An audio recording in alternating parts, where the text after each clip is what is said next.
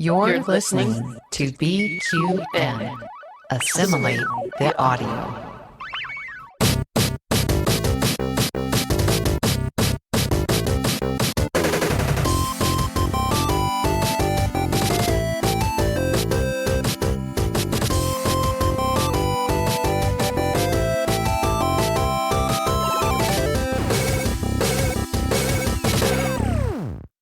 Hello and welcome back to the Bargain Bin Gamers. It's just me, Davey. Mitch is still recovering, so you're just going to have to deal with it, I'm afraid. This is the podcast, YouTube show, and occasional Twitch stream where we play cheap video games so that you don't have to, and find the hidden gems that are definitely worth your time, all through a queer lens. Today, I am really excited. I'm just going to jump straight into it after we acknowledge, of course, our Patreon collective. As you know, we are part of a larger network of podcasts called the BQN. I'd like to give a big shout out to all of our BQN podcast network patrons, especially to this show's associate producer, Sam Johnson.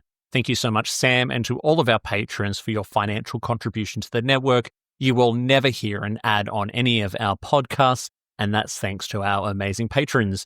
If you would also like to be a patron, you can do so by heading over to patreon.com/BQN. There is a link in the episode description. Patrons get all kinds of amazing perks like early episode releases, bonus content, extended episodes, monthly meetups with the rest of the collective as well, and access to our Discord server. All right, I'm really excited to meet today's guest. I've been continuing to make my way through the Melbourne Queer Festival shortlist from late last year because there's just so much really cool content on there. The following game describes itself on its website as a brand new indie game coming to the Game Boy Color. Now, if there is something worth getting excited about, it is that description.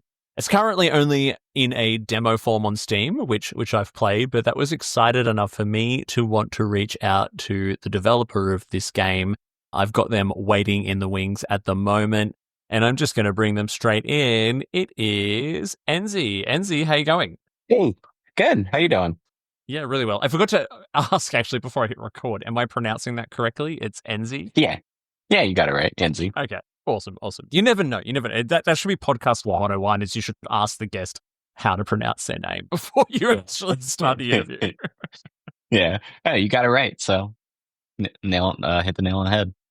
There you go. I don't need a co-host. I can do this all by myself. Well, thank you so much for joining me today, and congratulations on Gas Station Story. I sat down and played through the brief demo recently, which you can get on Steam and Itch at the moment. But I guess it's best to hear it sort of direct from yourself. You know, I mentioned just then that this is a Game Boy Color game, or at least an emulated Game Boy Color game running on PC. But tell me, what is Gas Station Story? It's kind of hard to describe. It doesn't really fit into one genre overall. But I've been describing it as a surreal slice of life. Or I like to call it a ring 'em up instead of like a shoot 'em up, just to be cute. There's an overworld that you walk around in, like in Pokemon or Undertale.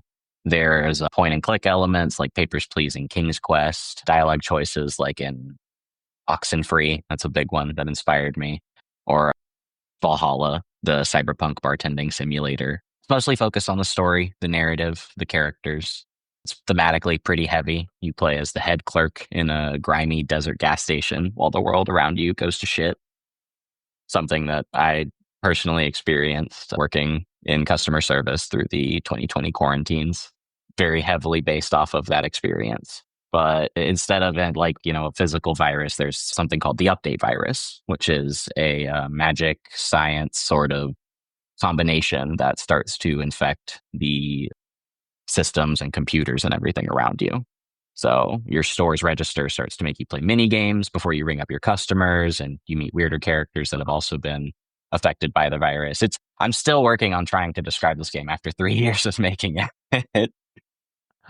You answered a question right as it sprung into my mind then, is if this was very heavily inspired by working in customer service and retail during COVID lockdown. Is that when development on the game started? It sounds like yes. No, not Okay. actively. I was playing with GB Studio, the software that I used to make the game around that time, but I didn't I wasn't working on the actual project until the quarantines were over. I mean, the pandemic wasn't officially over yet, but it was still churning in the back of my head. Fair enough. Fair enough. And you mentioned GB Studio there, and it's a Game Boy game. It is literally built on like Game Boy Dev Kit. How does that come to be? Well, I'm a writer and narrative designer primarily, so I don't know how to program really. I've been picking it up as I go along. From what I understand, it's GBDK at like the very bottom, and then a couple of extra processes built up on top of that, and then that is like the base of GB Studio, and from there you get a visual scripting language, you get a settings menu to like tweak some small stuff in the background, like the fade settings from black to white or something like that. It's interesting too the way that like color is added to games because you have to like paint it on top of the backgrounds. The backgrounds are in four shades of gray, and it's a really interesting software. It's free and it's open source, so very approachable. So this is an open source software that's been brought around to help people develop Game Boy like games, but is it actually based on the original Game Boy hardware? Yeah. I test mine on a Game Boy Color. It was running on the original Game Boy too, just like burning it to a flash cart and then running it on there. But as I got further into development, the performance was impacted really bad, so I made it Game Boy Color exclusive instead. Something I'd imagine a lot of like Game Boy developers back in the day also went through, where it's like, oh, we've been developing this game for 5 years now. It's only going to be on Game Boy Color instead. I'm wondering what apart from I guess the simplicity of the open source software, what was the inspiration behind wanting to make I guess what I'll say is a fairly ambitious Game Boy game? I've been following the Game Boy homebrew scene for a little while, and I've always felt like that console never really had a like narrative game like this in its entire library. Like I can't remember anything that's not just like either a homebrewed straight up visual novel or that only runs for like an hour or two, or the I guess like the Metal Gear Game Boy Color game had like some narrative to it and the dialogue scenes with the characters and everything. But I just always wanted like a real story game on Game Boy Color, something that like it's that cartridge. And yeah, I love the Game Boy so much. I grew up with it that I always wanted to leave my mark on it in some way. And this was my first game as well, so I knew I had to do something pretty big. What Game Boy games did you find inspiration into? Because I mean, I get the sense that there is some DNA from some Game Boy games I remember. You mentioned that you grew up with the Game Boy; it was always your thing.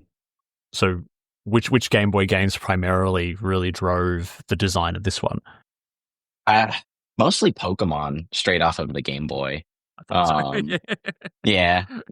I mean, the aesthetic, the like overworld aesthetic, is very much Pokemon inspired. Thing really else on Game Boy is the thing. It was always the games like Undertale or Oxenfree, like the modern indie hits that made me go, oh, I would love something like this with like modern narrative design, the plethora of different endings that you can receive and everything, but on an 8-bit console. And 3 years later, I am kicking myself for making that decision, but I'm glad I did. Yeah, I imagine there's a lot going on behind the scenes for you in the development, because I've only played the demo, which takes maybe 20, 25 minutes, I reckon, at most. And I mean, apart from one particular minigame I got a little stuck on, which I posted in your Discord. Which one? Which one was that? Oh, yeah, the block pushing one, yeah. Yeah, the block pushing one. Yeah. I was just like, what? And you're right. Like you said to me in Discord, like it's very simple. And then once I got it, I was like, yeah, it was very simple. Yeah. When I first started playing the game, I was like, oh, this is. I thought it was just going to be like kind of like a supermarket simulator sort of thing with just some sci-fi kind of elements to it. But then you've got the little mini games that start to crop up on the cash register after the update happens, and each one's a little bit different, and there's different things happening with all of the characters in the background as well. How big has the scope of this game really blown out since that original conception? I think the current / final count is 27 endings and a runtime of about 4 to 6 hours. Yeah, huge. Way too big. I wanted there to be that there's the main character, the clerk that the players play as, and then there is the coworker at the gas station, Sam, that the clerk can end up romantically involved with by the end of the game. So all of your choices, interacting with her, or just as if she watches you do something, that's going to affect how she feels about you, quote unquote.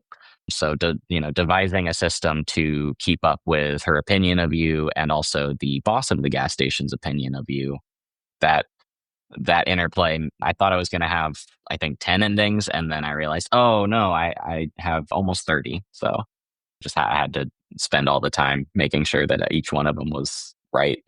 Do you get to a point though when you're developing something solo like this where you're like, I'm being too ambitious, or have you really stuck to those guns and stuck to that ambition and said, no, this is the product I want to make, and if it winds up being 50 endings, it winds up being 50 endings. Yeah, I mean, I beat myself up a little bit in my head where I'm like, man, why would I do this to myself? Like, I told myself this would take me a year and a half, and I'd keep pushing it off. I remember for probably 2 years straight, when people would ask me, when's your game coming out? I would say, oh yeah, it's a year away. Every time they'd ask me again, yeah, it's about a year away still. But I can't not stick to my guns. This story just is so important to me. Not only was it the experience of working in customer service, but I met my partner working with them in customer service as well. And they portray the clerk in the game. The Game Boy camera photos are of them, and the photos of Sam are of me. So it's their romantic plotline is very heavily inspired by how we fell in love during all of that awfulness. I love her, and I love the story too much to not do it justice, not do it correctly. Now, you touched on something there that I was very excited to ask you about, and that was the use of the Game Boy camera. So when you're playing the game and characters are talking, you see like a still frame of the character, and it's a very grainy, low-res shot. And you did all of it with the Game Boy camera. Is that correct? Yeah. 170 some odd different photographs of real people in costumes and makeup, and wow. Yeah. Yeah. I didn't know if I would be able to fit that many in the cartridge, but surprisingly, I mean, they don't take up that much space. They're 126 by 126 pixels or something like that. It's a very small amount. That's insane. What was it like convincing friends and acquaintances to do a Game Boy camera photo shoot for your game? Surprisingly easy. A lot of them, I would just be like, "Hey, I want you to be in my game," and then I'd take them out for drinks or something. And after they'd have some drinks, I'd pull a fucking like top hat and monocle out of my tote bag and be like, "All right, let's go find a light outside somewhere." Now that you don't care anymore, you're not being like self-conscious about wearing a weird costume in front of a camera. And what about there's a character called Frogman who comes in and buys a beer every night. Did you have to carry around that frog mask for someone to wear all the time? That one is actually also me. Those were some of the first ones I took, where it's me in a mask holding my Game Boy camera up, like looking through the nose holes, which is where you could see out of like you could look through those, and like really trying to take the photo while also using my cell phone in my other hand's flashlight to light up the specific facial aspect. I didn't want to make anybody wear that one. That would have been weird in public. It's very, very kind of you. And just jumping for a sec to sort of the game's setting as well. So it is a gas station story, but the thing you don't get from that title is the fact that it is set on another planet, Illyris, the people's planet, as you describe it on the website. Where did the sci-fi elements or inspiration come from? I love sci-fi and like fantasy, anything that's highfalutin, weird. And honestly, probably the thing that I beat myself up the most about over the past couple years is the fact that this is a story that's set in customer service, which I find so boring. I hate having to write like grounded things sometimes, and the only way for me to get past that is by putting a veneer of like sci-fi or fantasy over it. It's escapism, for me. So I had to put it in the future. I mean, there's also, some aspects to this one specifically that are, you know, deeply ingrained in sci-fi, where it's the way I see, the future, the kind of future I want us to have. The queer elements of this game are very underplayed in the game themselves, because in this future, it's normal. People aren't going to hate you for loving another person of the same gender or a different gender. It's just not, it's never brought up or questioned, because why would it be, Mm-hmm, mm-hmm, mm-hmm. And I guess that leads into what we're always interested on this show is the queer representation in the game. Now, you can see from the website that you've got pronouns for the main characters. The clerk is they them, and Sam is she her, and you've got Frogman is he him as well. Is that sort of like like what they try to do in a lot of sci-fi, where they just try to sort of normalize the existence of queer people? Like there is no big coming out for these characters; they just exist. Was that what you were trying to sort of hoping to get across? Yeah, exactly. Yeah, it's not about, people aren't going to question that about you. It's they're aliens, from our perspective, right? There's a frogman, right? It's normal in this world to fall in love with that person as well. So to that end, if there are cross species relationships, why would you feel weird about two people of the same species who happen to be the same gender, right? There's this interview from the press tour for Solo, the Star Wars movie, where Donald Glover talks about his portrayal of Lando Calrissian being pansexual, because there's so many hot things to have sex with in space. Why wouldn't you? Like, like the way that he phrases that is iconic to me. I'll never forget it. Yeah, and I love the subtle nod to pansexuality in the game, with the cash register being a Game Boy, essentially, that is called Pantendo. Yeah. And you could blink and miss it, because it's kind of like it's hidden down at the bottom. Yeah.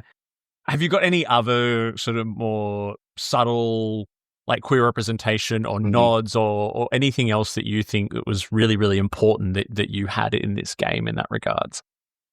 Not in the game specifically. There is, in one of my devlogs, I have this post called Gender and Relationships in Gas Station Story that details all of my decisions behind the scenes of the story. And one of those things is that Sam is canonically a trans woman. And so that is also part of the acceptance and representation in this sci-fi world, is that it's also just not talked about. It's just normal. Like, I don't know what else to say, right? Like, it's the world that we want to see here now, of just acceptance and love. And that's the world that I tried to show. I like that you're leaning more into the conflict in the game has nothing to do with the sexuality of these characters. There is some other brewing disaster that's happening around these characters, which, I mean, all of us who've existed in current day Earth since 2020 can certainly relate to. And it's nice. It's nice to see that, because we've talked a lot on this show that we need more joyous queer characters and relationships in media and gaming and film and television, and we're starting to see a lot more of that, because so much of it is so tragic.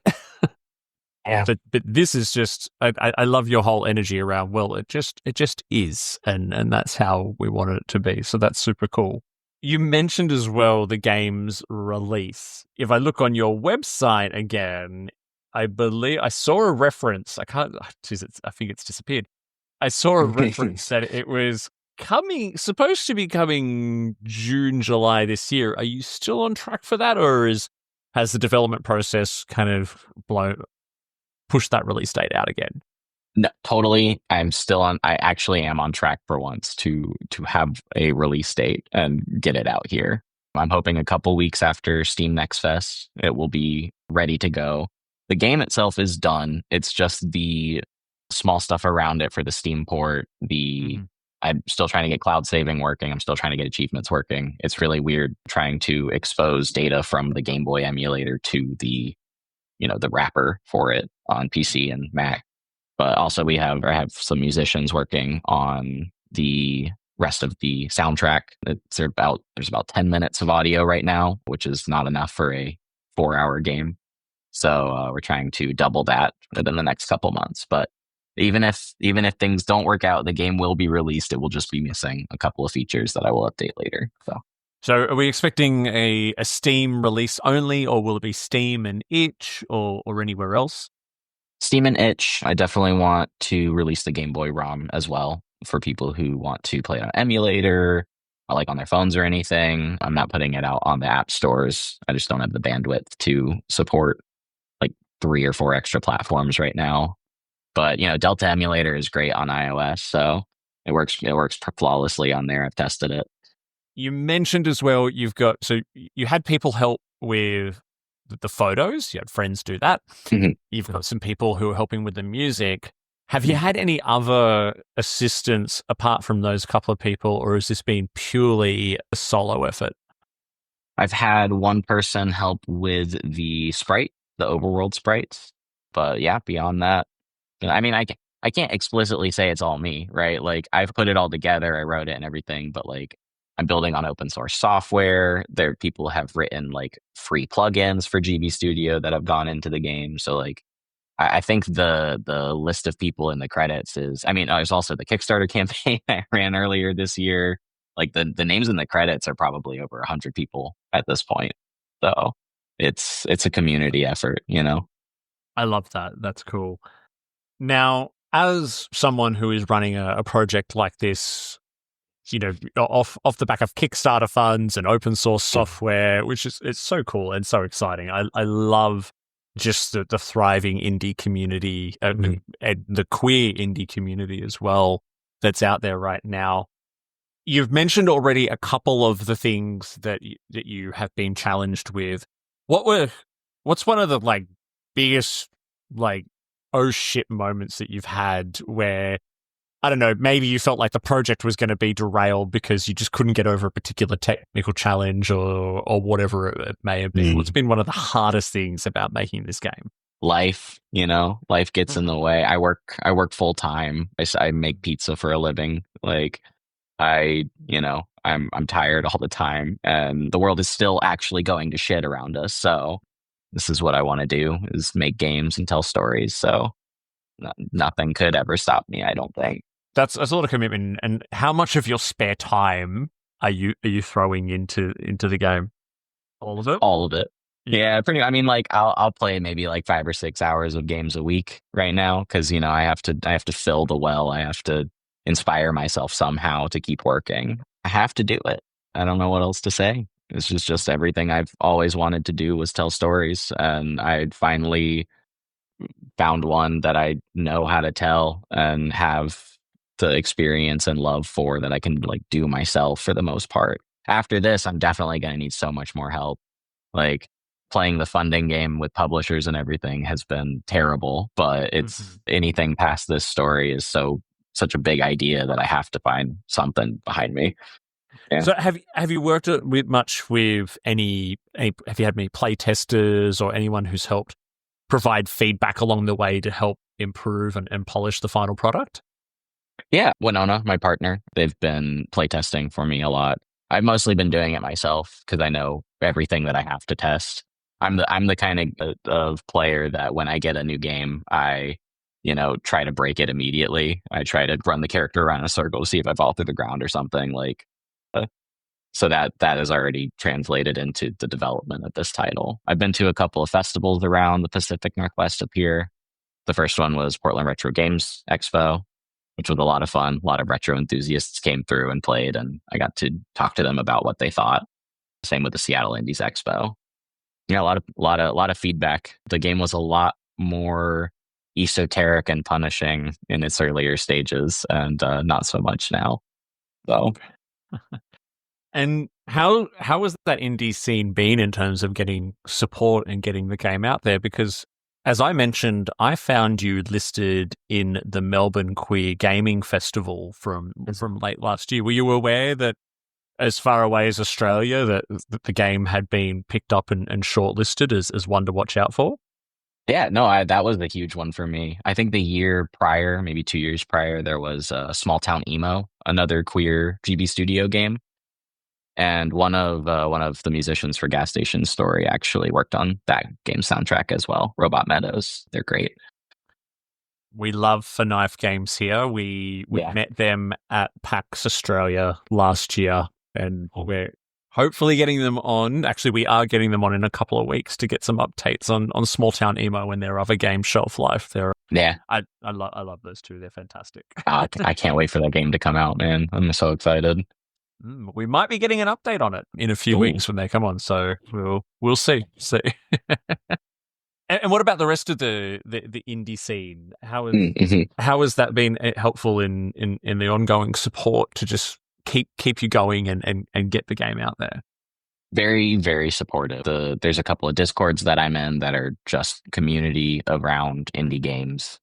There's, a lot of the people in those communities supported my Kickstarter, shared it around. Like, I go to meetups here every now and then when I have the energy for it to show it, to talk to people about it, and, to share my opinions on their games as well. Which usually just boils down to, man, I love this. This is so good. And that's a lot of the feedback that I get as well. It's kind of crazy, like, to me, belonging to a community of creators in a way. It was something that I never really thought would be a thing, but it's because we're mostly all sitting in our rooms at our desk working alone. I genuinely, for any like young game devs out there, I would say find a Discord community for your area or like your closest large city and just inspire yourself. See what other people are working on and struggling with. It's the thing that keeps me going, is the way other people react to my stories and seeing people laugh at my jokes, I mean, that's just one thing that we just do amazingly well as queer people is we create community no matter where we go. And it's so cool to see games like yours with these wonderful, authentic, and just also very niche, like queer experiences at the same time. But I'm interested in how you're thinking about how you price a game like this when it's released, right? Because I see a lot of games in this space. They sort of, and I'm talking Australian dollars, but then again on Steam, it's usually quite similarly price matched, sort of anywhere sort of between sort of that $10 to $30 kind of mark. How do you go about pricing a game like this on Steam? Like what kind of price are you thinking of putting this out to market at? I'm planning on $14.99. They don't let you pick like a specific, or US dollars, right? I'm not sure exactly what the conversion rate is right now to Australian dollars, but yeah, I mean, yeah.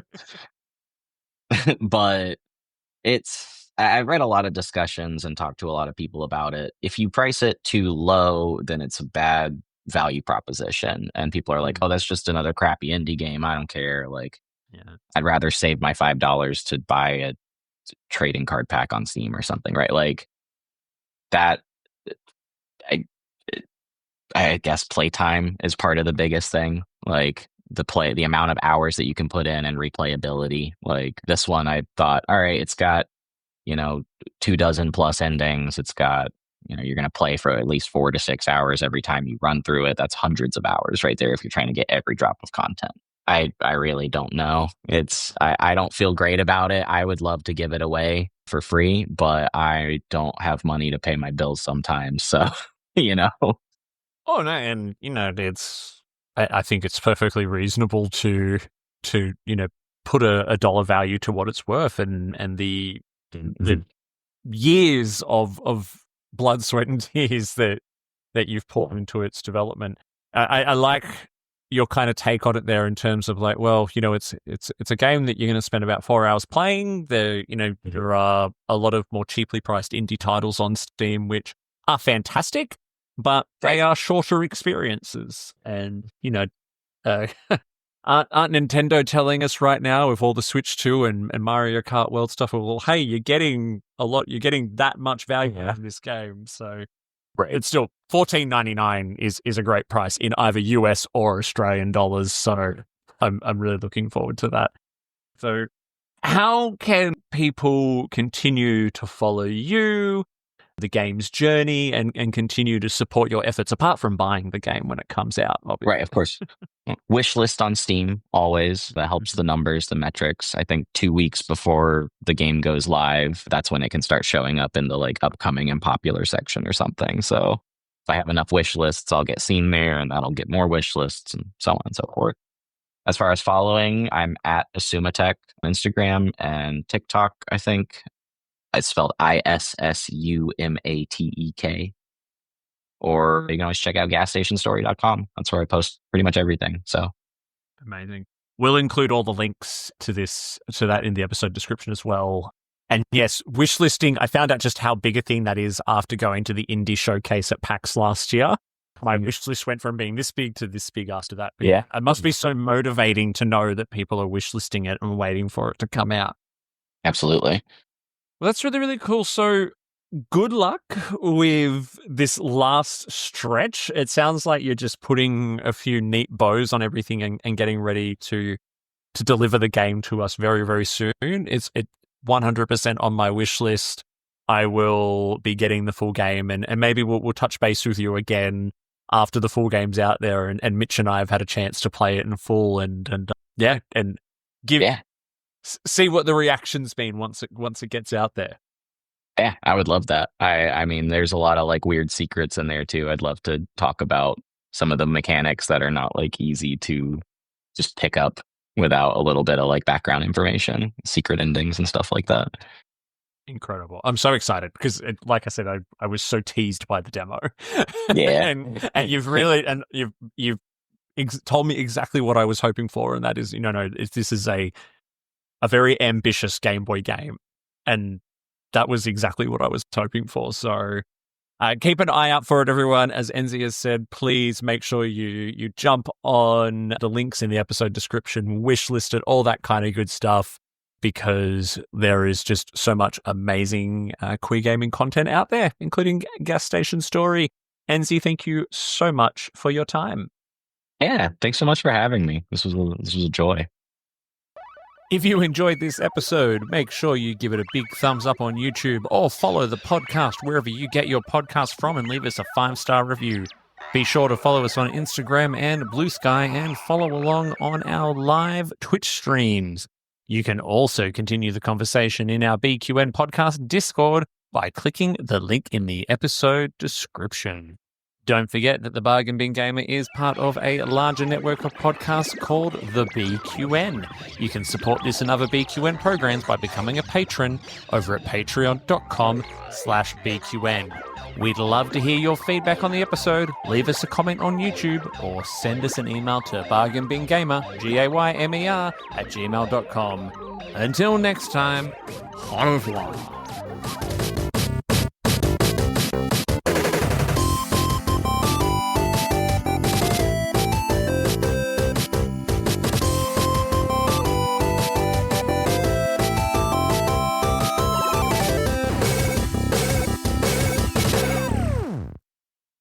Double T Media.